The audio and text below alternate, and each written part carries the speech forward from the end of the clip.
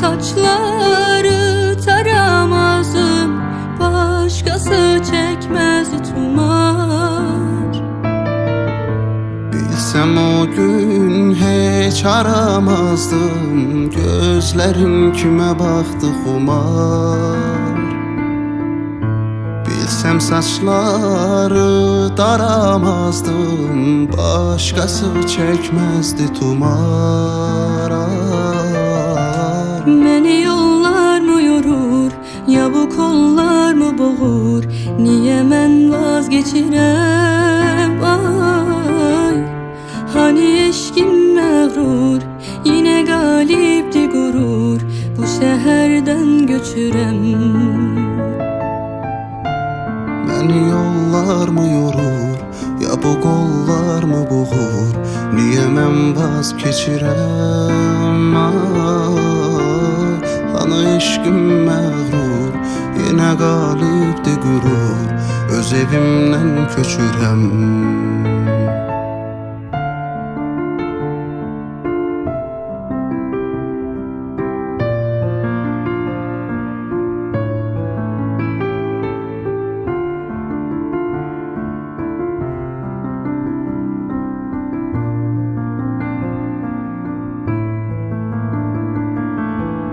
Seni menden kimler aldı ömrüm, gör bizi necür üzdüler.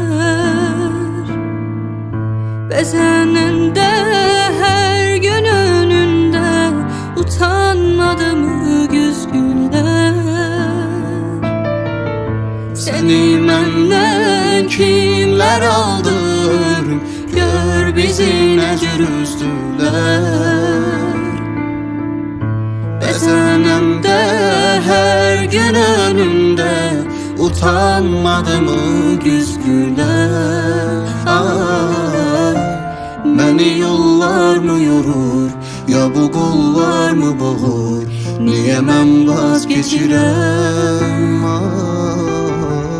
Hani eşkim məğrur, yine galipti gurur, bu şehirden köçürem.